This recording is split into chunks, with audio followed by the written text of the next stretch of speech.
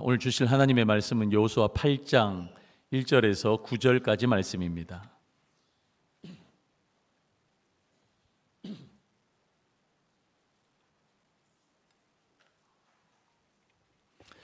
여호수아 8장 1절에서 9절까지 저와 여러분들이 한 절씩 교독하도록 하겠습니다. 여호와께서 여호수아에게 이르시되 두려워하지 말라 놀라지 말라 군사를 다 거느리고 일어나 아이로 올라가라. 보라 내가 아이 왕과 그의 백성과 그의 성읍과 그의 땅을 다 내 손에 넘겨 주었으니 너는 여리고와 그 왕에게 행한 것 같이 아이와 그 왕에게 행하되 오직 거기서 탈취할 물건과 가축은 스스로 가지라.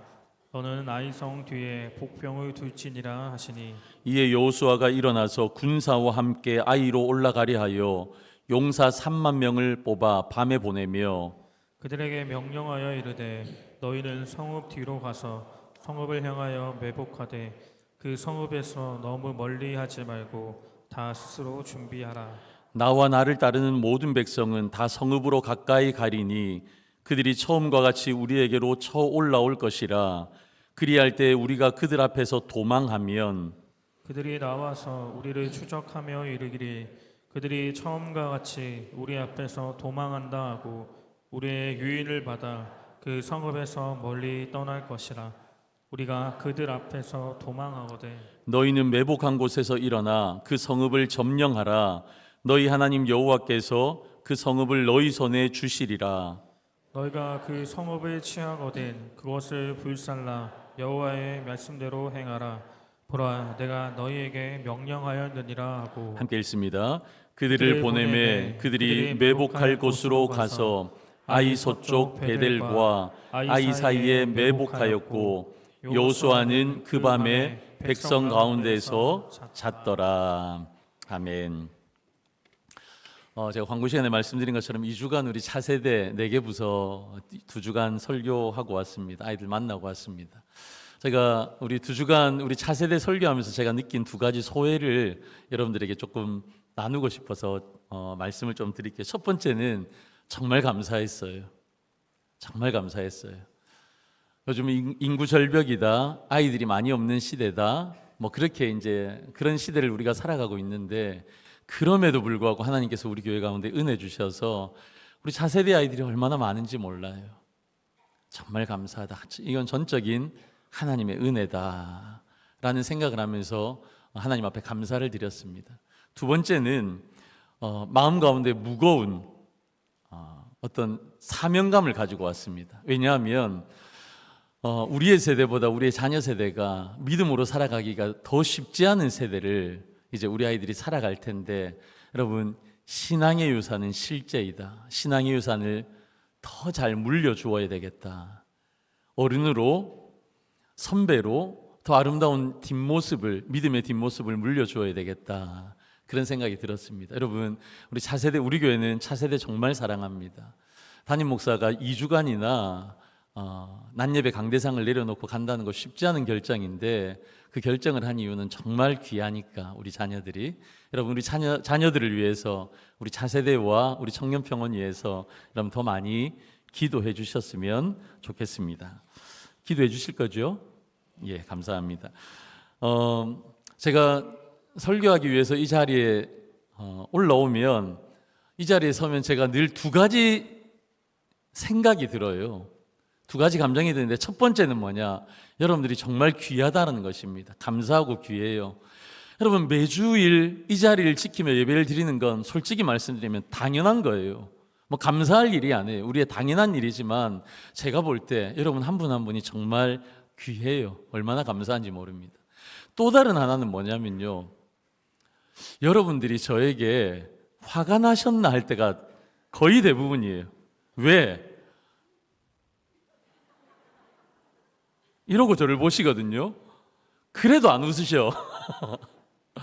저한테 화가 나셨나 생각이 들 때가 있어요. 근데 여러분 이 시간 우리 말씀을 듣는 시간이니까 우리의 마음을 열기를 위해서 우리 옆에 분에게 한번 인사했으면 좋겠는데, 제가 운을 띄워드리면 옆에 분을 바라보시면서 최고의 환한 미소로 인사하시는 겁니다. 제가 어떤 운을 띄워드릴 거냐면, 우리가 서로 달라도 하면 여러분들은 이후에 옆에 분들을 보시면서 함께여서 감사합니다 해보는 거예요. 우리가 서로 달라도 함께여서 감사합니다. 한 번 더, 함께여서 감사합니다. 함께여서 감사합니다. 우리가 다 달라요. 쌍둥이도 생긴 게 다른데, 우리가 살아온 배경이 다르고 우리의 생김새가 다르고 우리의 성향이 다른데 우리가 다 다르잖아요. 똑같은 사람이 아무도 없어요. 그러나 다름에도 불구하고 우리는 함께여서 감사한 거죠. 다시 여호수아서로 돌아왔습니다.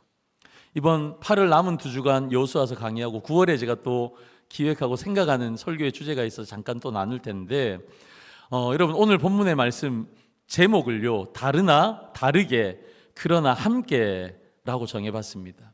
여러분 미국의 역대 대통령 가운데 지금도 가장 존경받는 대통령이 누굴까요?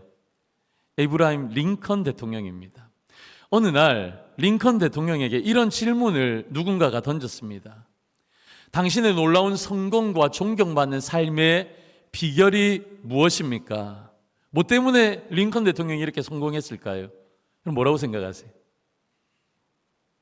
여러 얘기가 나올 수 있겠죠. 근데 그의 말을 들어봐야죠. 링컨은요, 이렇게 대답합니다. 실패입니다.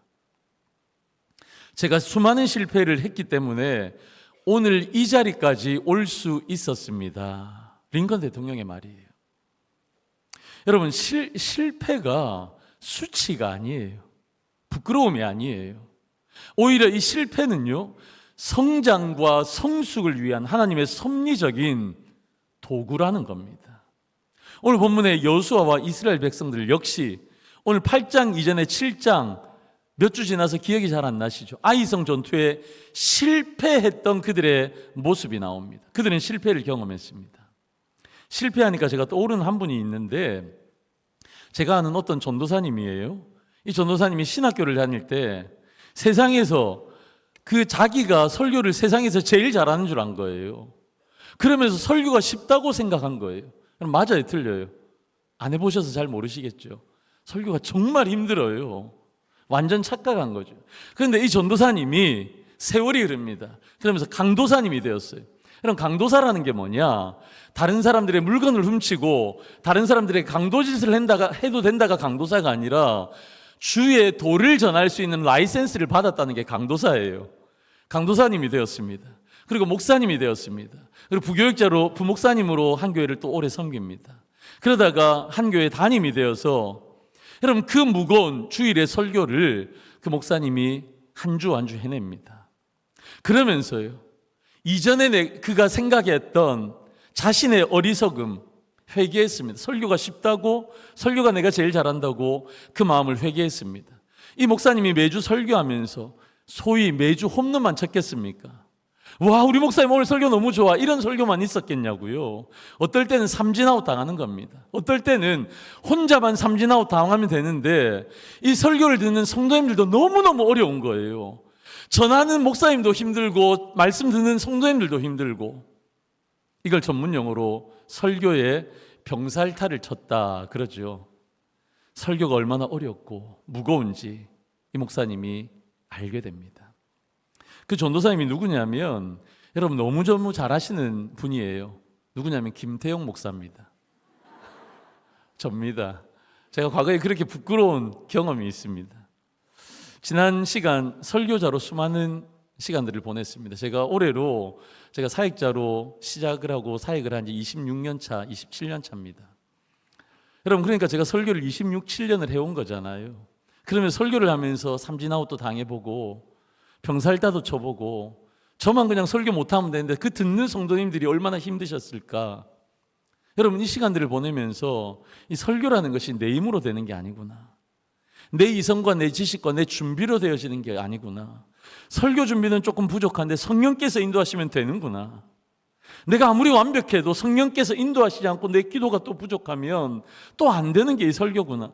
수많은 실패를 통해서 저도 여기까지 왔습니다. 여러분 실패는요 수치가 아닙니다. 성장과 성숙을 위한 하나님의 섭리적인 도구입니다. 저는 매주 이 강대상에서 그걸 느끼며 살아가는 사람입니다. 여러분 진짜 무서운 게 뭔지 아세요? 실패가 무서운 것이 아니라 실패 자체보다 더 무서운 것은 실패를 통해 아무것도 배우지 못하는 것이 진짜 무서운 거예요. 여러분, 저와 여러분은 어떤 사람입니까? 유한한 존재입니다. 우리는 무한한 존재가 아니에요. 유한한 존재라서 우리가 할 수 있는 범위가 있습니다. 그 범위 밖을 할 수가 없는 사람들입니다. 그리고 우리는 어떤 사람입니까? 개혁주의 안에서 우리는 전적으로 부패하고 전적인 타락을 한 사람이란 말합니다. 그러니까 우리 안에는 죄성이 있어요. 우리는 가만 놓아두면 실패의 자리로, 죄의 자리로 나아갈 수밖에 없는 사람입니다.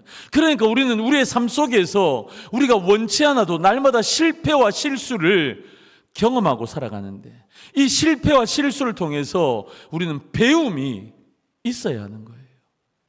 여호수아 7장, 이스라엘 백성들은 아이성 전투에서 참담한 패배를 경험합니다. 여러분, 여리고 전쟁에서 이스라엘은 인간적인 상식을 뛰어넘는 하나님의 일하심을 경험했잖아요. 정말 신기한 승리를 경험한 겁니다. 여러분, 그 승리에 그들이 도취되어 버린 겁니다. 그래서 그 다음 전쟁 아이성 전투에서는 하나님께 묻지도 않습니다. 자기들의 논리와 경험만 의지해서 아이성을 정탐하고 공격합니다. 여러분, 이 아이성은요, 여리고성에 비해서 10분의 1 규모밖에 되어지지 않았거든요. 그러니까 그들이 생각한 거예요. 다 올라갈 필요도 없어. 한 3,000명만 올라가도 충분히 우리가 이길 수 있어. 그리고 나머지는 집에 있게 합니다. 결과가 어땠습니까? 참담했습니다. 처절하게 패전, 실패를 경험했습니다. 그러나 여기까지가 끝이라면 이건 복음이 아니에요. 여러분, 그 이후에 하나님께서 이 실패를 이 좌절의 자리로 끝내지 않으시고 실패 후에 그들을 다시 회복시키시고 다시 시작해 하시고 다시 승리케 하시는 그 스토리가 연결되어지는데, 그 말씀이 뭐냐? 오늘 본문에 여호수아 8장의 말씀입니다. 여러분, 오늘 본문에 중요한 영적인 진리를 두 가지 저는 한번 발견해 보았습니다. 첫 번째가 뭐냐? 실패 이후 다시 일어설 수 있는 확실한 근거가 있는데, 그 근거가 뭐냐? 하나님의 말씀인데, 어떤 말씀? 하나님의 약속의 말씀이라는 겁니다. 여러분, 실패 이후에 다시 일어날 수 있는 근거는 전략의 수정이 아니에요. 우리가 이번에 이런 전략으로 싸웠어, 우리가 졌어, 그러니까 전략을 수정해 볼까? 그게 아닙니다. 이런 사람들을 배치했는데 다른 새로운 사람으로 사람의 바꿈, 여러분, 그게 근거가 아니에요. 그런 것이 때로는 필요합니다. 그것도 해야 됩니다. 근데 더 중요한 것이 있는 거예요. 더 중요한 것이 무엇입니까? 하나님의 약속의 말씀을 붙드는 거예요. 하나님의 약속의 말씀. 여러분, 우리 1절 말씀 우리 같이 한번 읽어볼까요? 시작. 여호와께서 여호수아에게 이르시되 두려워하지 말라, 놀라지 말라. 군사를 다 거느리고 일어나 아이로 올라가라. 보라, 내가 아이 왕과 그의 백성과 그의 성읍과 그의 땅을 다 내 손에 넘겨 주었으니. 아멘. 이 말씀 좀 계속 띄워주세요. 여러분, 한 번의 실패와 패배를 경험했어요. 이길 줄 알았겠죠. 여리고배에서 10분의 1밖에 안 되는데, 근데 실패했어요. 졌어요. 여러분, 다 버리고 도망갔어요. 근데 다시 그곳으로 하나님이 아이로 올라가라 하셨으니까 얼마나 두려웠겠어요. 요즘으로 말하면 트라우마가 생길 수 있었다고요. 그런데 하나님 뭐라고 말씀하십니까? 올라가라 말씀하시기 전에 하나님 말씀하십니다. 두려워 말라, 두려워하지 말라, 놀라지 말라. 여러분, 그리고 나서 다 내 손에 넘겨 주었으니, 여러분, 뭔가 생각나지 않으세요? 여호수아 1장과 똑같은 패턴의 말씀을 하고 계십니다. 여러분, 여기에서 두려워하지 말라, 놀라지 말라, 낙심하지 말라, 이 표현을요, 히브리어 원어의 그대로의 표현의 뉘앙스를 한번 살려보면 단순히 감정 조절하라는 것이 아닙니다. 할 수 있다고 나에게 컨트롤하라고, 마인드 컨트롤하라는 그런 말씀이 아니에요. 두려워하지 말라, 놀라지 말라가. 여러분, 얼마나 두려웠겠어요. 한 번의 전쟁에서 실패한 그곳에 다시 올라간다는 건요, 그만큼 두려움이 있는 거예요. 할 수 있을까? 못할 것 같아. 그러니까 하나님이 마인드 컨트롤해. 할 수 있잖아. 나는 할 수 있다. I can do it. 그렇게 하라는 말씀이 아니에요. 여러분, 저 말씀은요, 어떤 의미가 있냐면 하나님의 약속과 그 전쟁 상황 가운데 하나님의 임재의 근거에서 하나님이 함께 하실 거야. 너희들에게 주었다 말씀하셨으니까 하나님의 약속을 기억하라. 그래서 너희들 영적인 확신으로 나아가라. 그 말씀이에요. 두려워하지 말라, 놀라지 말라가. 여러분, 웨스트민스터 신앙고백서 5장에 보면 섭리라는 파트가 있어요. 이 섭리라는 파트에서 이런 말씀을 하십니다. 하나님은 지극히 거룩하고 지혜롭고 능력 있게 자신의 뜻대로 모든 피조물을 보존하고 다스리신다. 여러분, 저기 보존하고 다스리신다라는 저 표현이 조금 있어 보이는 신학적인 표현으로 섭리라고 하거든요. 하나님이 어떻게 우리의 삶을, 우리의 세상을 다스리시고 보존하시며 섭리하시는가? 하나님의 자신의 뜻대로 하신다는 거예요. 우리의 어떠함이 아니고 우리가 잘하나 못하나에 따라서 하나님의 섭리가 바뀌는 게 아니라고요. 하나님의 목적과 하나님의 방향이 바뀌는 게 아니라고요. 하나님의 뜻대로, 자신의 뜻대로 하나님이 섭리하시는 겁니다. 여러분, 그래서 내가 실패했다고 그때 그것이 결론이 아니에요. 내가 실패했다고 내 인생이, 우리의 공동체가 끝나는 게 아니에요. 중요한 것은 하나님의 뜻입니다. 나의 실패 이후에도 하나님의 섭리는 하나님의 목적대로 반드시 이어지고 있다는 확신이 우리 가운데 있어야 되는 거예요. 다시 1절을 볼까요? 1절에 보시면 하나님 말씀하십니다. 아이 왕과 그의 백성과 그의 성읍과 그의 땅을 넘겨줄 것이다가 아니라 넘겨주었다라고 말씀하세요. 아이성에 이제 2차 전투를 하는데 그건 미래예요. 아직 싸우지 않았어요. 근데도 너에게 이것을 넘겨줄 거야 라는 미래형을 쓰지 않으시고 과거 완료형으로 넘겨주었다라고 말씀하십니다. 그럼 이게 뭐예요? 여호수아 1장에서도 똑같은 표현을 하시잖아요. 제가 그때 무슨 표현을 했습니까? 예언적 과거, 예언은 미래인데 예언적 과거라는 표현을 쓰시면서 하나님께서 하실 거다. 할렐루야. 하나님의 계획은요, 하나님의 섭리는요, 하나님의 목적은요, 과거와 현재와 미래를 통틀어서 확정된 약속입니다. 우리의 어떠함 때문이 아니라 하나님이 뜻을 정하셨기 때문에, 우리의 어떠함이 아니라 미래에 하나님께서 그걸 완전히 하나님께서는 이루실 것이다라는 약속의 말씀이 넘겨주었다 말씀하시는 겁니다. 여러분, 이건요, 우리의 상황, 우리의 수준, 우리의 실패와 성공에도 불구하고 하나님의 약속은 여전히 유효하다라는 것을 우리 가운데 말씀하시는 거예요. 여러분, 다시 처음으로 돌아가 볼까요? 우리가 다시 일어설 수 있는 근거가 무엇입니까? 넘어지고 실패하고 죄로 인해서 하나님 싫어하는 일들을 하고 넘어지고 자빠지고 그렇게 살아가는 실패의 연속인 우리의 삶 가운데 우리를 다시 일으킬 수 있는 확실한 근거가 무엇입니까? 여러분, 그것은요, 하나님의 약속의 말씀, 하나님의 언약입니다. 하나님의 언약. 사람의 격려는요, 잠시 우리를 따뜻하게 해줄 수 있어요. 사람의 격려의 말은요, 잠시 우리에게, 여러분, 따뜻한 표현으로 우리를 따뜻하게 할 수는 있어요. 그러나 사람의 격려와 말이 구덩이에서 우리를 다시 끌어일으킬 수 있는 힘은 안 돼요. 유일하게 하나님의 언약은 그것이 가능한 겁니다. 여러분, 우리 합신에서, 저뿐만 아니라 우리 모든 목사님들도 합신에서 우리 헤르만 바빙크라는 신학자가 쓴 개혁교의학이라는 책을 배워요. 이 책에 보면 이런 내용이 나옵니다. 하나님의 언약은 단순한 계약이 아니라 하나님의 자비와 신실함에 기반한 구속적 관계다. 다시 제가 정립해 볼게요. 이 공식을 설명드릴게요. 우리를 다시 일으킬 수 있는 것은 뭐다? 하나님의 언약의 말씀이다. 약속의 말씀이다. 그러면 그 하나님의 언약은 무엇이냐?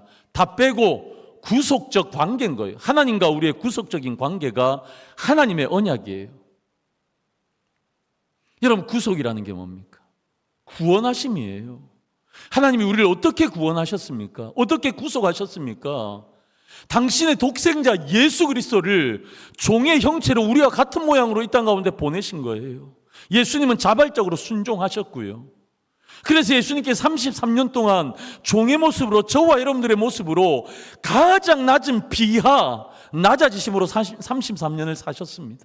그리고 나서 예수님의 마지막 죽음은요, 우리의 모든 죄를 대속하시면서 십자가에 못 박혀 돌아가셨습니다. 여러분, 이걸 통해서 하나님의 구원과 구속하심이 정점에 달해 이루어진 겁니다. 여러분, 구속이라는 것이 얼마나 위대한 하나님의 일하심입니까? 그 안에 하나님의 사랑이 얼마나 우리 가운데 표현되어져 있습니까? 그 하나님의 사랑, 구속을 통해 하나님의 사랑을 이루기 위해서 얼마나 위대한 하나님의 자비와 신실하심이 우리의 삶 가운데 녹아 숨어져 있는 겁니까? 여러분, 다시 돌아갑니다. 회복의 본질은요, 새로운 전략이 아닙니다. 회복의 본질은요, 새로운 사람이 아닙니다. 회복의 본질은 새로운 프로그램이 아닙니다. 사람이 바뀌는 것, 프로그램이 바뀌는 것, 전략이 바뀌는 것, 그것이 아니라 진짜 우리의 삶의 회복의 본질은 하나님의 언약을 붙드는 것인 줄로 믿습니다. 하나님의 언약을 붙드는 것. 혹시 사랑하는 성도 여러분, 실타래처럼 풀리지 않는 삶의 문제가 여러분 가운데 있나요? 그 문제들이 그런데 정말 회복되기를 여러분 원하시나요? 그렇다면 다른 거 보지 마세요. 전략의 수정도 아니고 사람의 바뀜도 아니고, 여러분 정말 회복의 근원은 여러분 우리가 다시 하나님 앞으로 나아가는 것인 줄로 믿습니다. 그분 앞에 나아가 여러분 하나님이 나에게 약속하신 말씀을 붙드는 것인 줄로 믿습니다. 이것이 첫 번째 오늘 본문의 영적인 진리입니다. 두 번째는요, 이스라엘을 회복하시는 하나님의 방법은요, 정말 절묘합니다. 어떻게 이러실 수 있지 하는 정말 새로운 전략을 하나님 가지고 나오십니다. 여러분, 아이성을 다시 정복하는, 그들의 실패를 회복의 자리로 바꾸는 하나님의 방법은요, 어떠냐? 다양한 방법이에요. 우리 하나님 획일적이지 않습니다. 우리 하나님 고집쟁이라서 A라는 길을 정하시고 A라는 방법을 정하시면 그것만 사용하시는 게 아니라 하나님에게는 새로운 B라는 플랜도, C라는 플랜도, 여러 가지 다양한 방법이 있으세요. 그런데 아이성을 정복하는, 그들의 실패의 자리를 회복으로 바꾸신 하나님의 이 다양한 방법 중에 아이성의 방법은 무엇이었냐? 2절 하반절 말씀에 너는 아이성 뒤에 복병을 둘지니라 하시니. 여러분, 8장 전체에 이 표현이 10번 이상 반복되어지는데 그것이 뭐냐? 복병, 매복이란 단어입니다. 하나님의 아이성의 회복은요, 복병과 매복이었습니다. 이 복병, 매복이라는 단어는 히브리어로 아라브라는 단어를 쓰거든요. 근데 이 아라브라는 단어가 뭐냐면 엎드린다라는 뜻이 있어요. 엎드린다. 흥미롭게도 7장 6절에도 이 다 똑같은 히브리어 단어가 등장합니다. 여호수아가 옷을 찢고 이스라엘 장로들과 함께 여호와의 궤 앞에서 땅에 엎드려 머리에 티끌을 뒤집어 쓰고 저물도록 있다가. 여러분, 저기 나오는 엎드려라는 단어가 매복하다는 아라브의 파생형이에요. 그러니까 엎드려라는 단어와 매복하다는 단어가 똑같은 의미인 거예요. 그 다음에 나온 티끌, 저 티끌이라는 단어도 히브리어 아파르라는 단어를 쓰거든요. 아파르의 파생형이에요. 그러니까 저것도 똑같은 의미라고요. 그러니까 엎드리다, 티끌과 같은 존재다, 매복하다, 이 단어들은요 똑같은 의미가 있는 거예요. 하나님이 이 세 단어를 어떤 의미로 우리 가운데 말씀하시느냐, 그 의미는요, 우리가 인간이 얼마나 유한한 존재인가. 우리는 하나님 아니거든요. 우리는 할 수 없는 영역이 너무 많거든요. 할 수 있는 영역도 하나님이 도와주시지 않으면 안 되는 거거든요. 그래서 우리가 얼마나 유한한 존재이고, 그래서 우리가 얼마나 겸손하게 살아가야 하는지를 말씀하시는 거예요. 이것이 하나님의 목적입니다. 하나님은 우리를 때로는 엎드리게 하심으로 회복의 준비를 시키시는 거예요. 근데 이건 아이성의 회복의 방법이었고요. 조금 더 넓게 한번 볼까요? 조금 더 넓게 여리고 전투와 아이 전투를 합해서 보면 영적인 진리를 우리가 발견할 수 있는데, 여러분 잘 기억해 보십시오. 잘 기억하시길 바랍니다. 하나님은 전혀 다른 작전으로 일하시지만 하나님의 목적은 동일하다라는 것입니다. 우리 같이 한번 읽어볼까요? 시작. 하나님은 전혀 다른 작전으로 일하시지만 동일한 목적이 있으십니다. 여러분, 여리고성 전투는요, 하나님이 말씀하셨어요. 백주대낮에 한 바퀴씩 돌라. 여리고성을 한 바퀴씩 돌라. 아무런 무기를 쓰지 않는 거예요. 마지막에 나팔을 불고 우와 하면 여리고성이 무너진다는 거예요. 여러분, 이스라엘 백성들은 한 게 없어요. 말씀 앞에 순종한 것밖에 없어요. 전적인 하나님의 개입으로 그들이 승리한 겁니다. 반면에 아이성 전투는요, 오늘 본문에 보면 하나님의 작전이 나옵니다. 작전. 누군가 가서 끌어들이고 도망하면 매복한 사람들이 그걸 치고, 여러분, 아이성의 전투는 야간 작전이었어요. 전략적인 매복이 핵심이었습니다. 여러분, 같은 하나님이신데 전혀 다른 방식으로 일하시는 거예요. 하나님은 본질은 같으시지만 다양한 분이라는 겁니다. 여러분, 하나님의 일하심도 이렇게 다양하시다면 우리도 이렇게 다양성을 존중하고 인정하는 것이 반드시 필요한 겁니다. 그것이 사람에게도 그렇고 일하는 방법에 대해서도 그렇습니다. 여러분, 요즘 유행하는 게 뭐예요? 나를 알고 상대편을 알기 위해서 뭘 합니까? MBTI라는 것이 유행하고 있어요. 그래서 성향에 따라 저 사람은 뭐야? 맞네. 그럽니다. 여러분, 근데 저와 여러분들도 그렇지만 성경의 인물들도요, MBTI로 보면 성향이 다양해요. 그에 따라서 하나님이 쓰시는 방법도 다양해요. 초대교회에서 하나님께서 가장 크게 사용하신 두 축의 인물이 누구입니까? 한 사람은 베드로, 한 사람은 누구예요? 사도 바울입니다. 근데 이 두 사람이요, 참 다른 성향이고 다른 기질이에요. 그런데 그 성향과 기질에 맞춰서 하나님께서는 그들을 사용하시더라는 거예요. 이게 놀랍습니다. 제가 그래서 베드로와 바울의 MBTI를 한번 분석해 보려고 합니다. 같이 한번 보실까요? 보이세요? 제가 설명을 드릴게요. 베드로는요, ESFP입니다.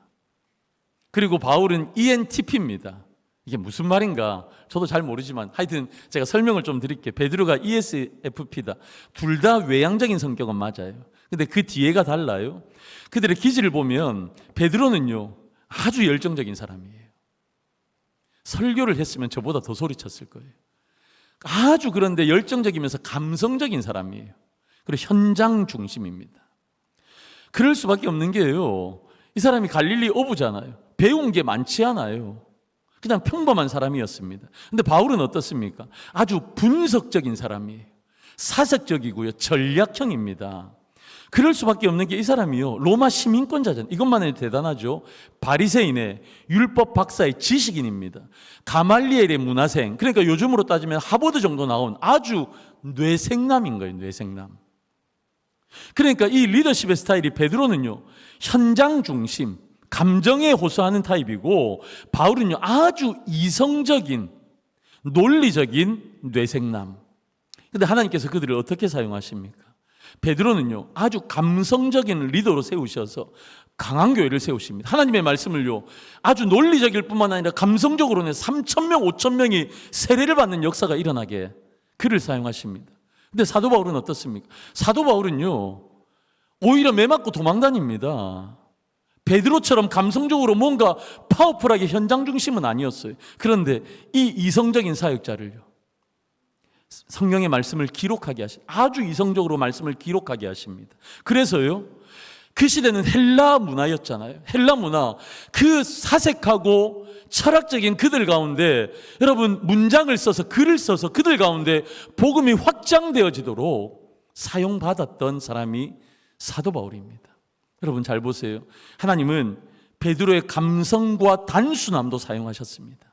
근데 바울의 논리와 복잡함도 동일하게 사용하셨습니다. 제가 저를 한번 봤어요. 저는 어떤 사람일까? 저는 바울을 지향하는데 바울이 안 돼요. 바울을 지향하는 베드로 형입니다.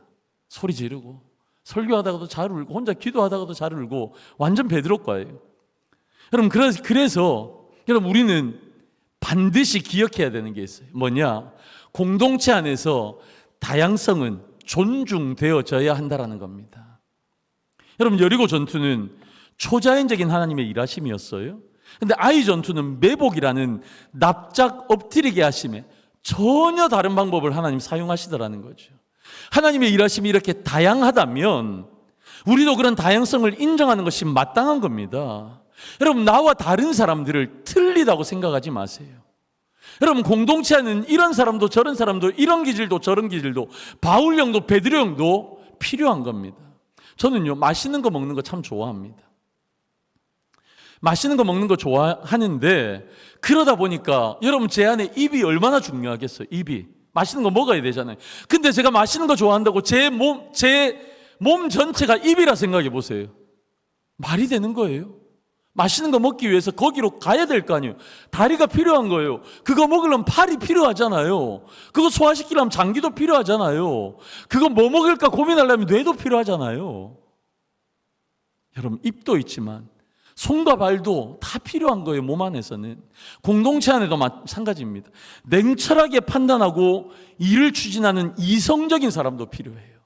그런데 이성적이면 차갑거든요. 냉랭하거든요. 일은 이루어지지만 그 과정 가운데 여러분, 따뜻하게 사람을 보듬을 수 있는 감성적인 리더도 필요하다라는 거예요.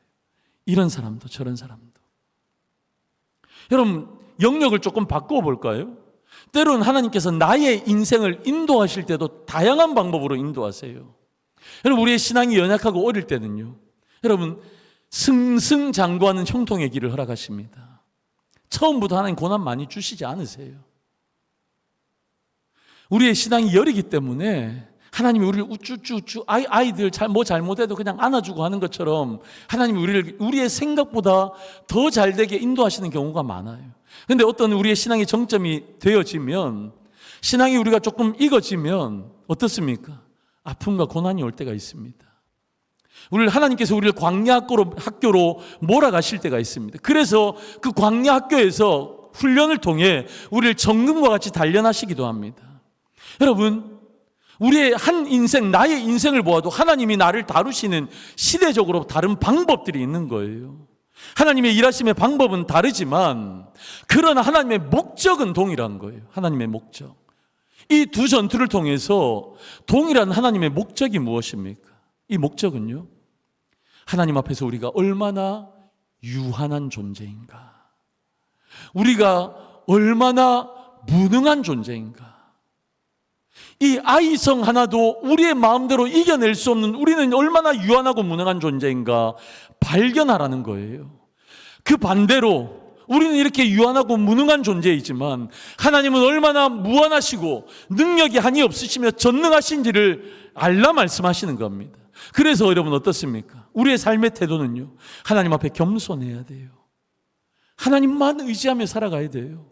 그래서 우리는 여리고 전투처럼 철저하게 하나님 말씀 중심으로 사는 거예요. 하나님이 가라 하시면 가고, 하나님이 멈추라 하시면 멈추고, 하나님이 엎드리라 하면 엎드리고, 하나님이 일어나 올라가라 하면 올라가고.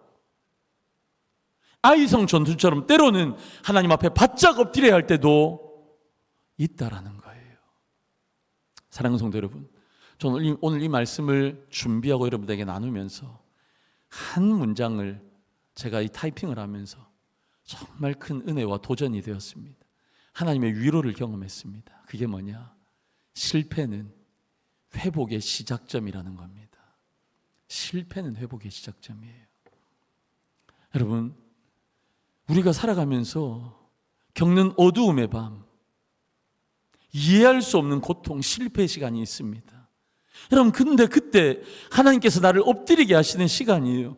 다시 일으키기 위해서 매복의 시간을 주신 거예요. 캄캄한 밤에 땅의 티끌처럼 엎드려 하나님의 명령을 기다리는 시간, 그것이 무엇입니까? 곧 소망의 아침을 여는 열쇠가 되는 줄로 믿습니다. 잘 견디면요, 반드시 소망의 아침이 올 것이라는 겁니다. 오늘 이 말씀을 마음에 새기면서 여러분, 이런 마음의 자세를 가지십시오. 하나님, 실패의 자리를 회복의 자리로 삼겠습니다. 엎드려 기다리는 매복의 자세로 주님만 바라보겠습니다. 결단하시기를 주님의 이름으로 축원합니다. 더 나아가서 더불어 우리의 관계 속에 우리의 다양성을 인정하시기를 주님의 이름으로 축원합니다. 나와 다른 누군가를 바라보면서 그게 틀렸어, 난 이런데 너는 너의 의견은, 너의 삶의 존재는 틀렸어 생각하지 않으시기를, 그걸 다름을 다양성으로 인정해서 더 귀하게 여겨보십시오. 여러분들의 아내를, 여러분들의 남편을, 여러분들의 공동체 안에 여러분들, 목장 안에 여러분들의 식구들을 여러분 다름을 인정하고 존귀하게 여기고 격려하며 한 몸 되어져서 주의 몸된 교회를 세워가시는 저와 여러분 되어지기를 주님의 이름으로 간절히 축원합니다. 여러분, 우리는 때로는요, 나와 다른 사람 때문에 이해할 수 없는 하나님의 만남, 하나님 왜 이러십니까 할 때 있습니다. 내가 원하는 방향으로 가고 싶은데 그러지 못할 때 있습니다. 그러면 하나님 왜 이러십니까? 하나님 앞에 반문할 때 있습니다. 그러나 하나님의 인도하심, 하나님의 섭리, 당신의 그 깊으신 뜻대로 우리를 결국에는 이루고 마시는 하나님의 작정과 하나님의 뜻을 이해하신다면 그 모든 것 감사함으로 받으시기를 축원합니다. 왜냐하면요, 하나님 언제나 우리 가운데 가장 선하신 분이시거든요. 하나님은 우리를 가장 사랑하시는 분이시거든요. 여러분, 그래서 이번 한 주간 여러분 실패가 회복의 자리가 되시기를, 우리 서로의 다양성을 인정하며 주의 몸된 교회를 함께 세워가는 믿음의 동력자들 되시기를 주님의 이름으로 간절히 축원합니다. 아멘.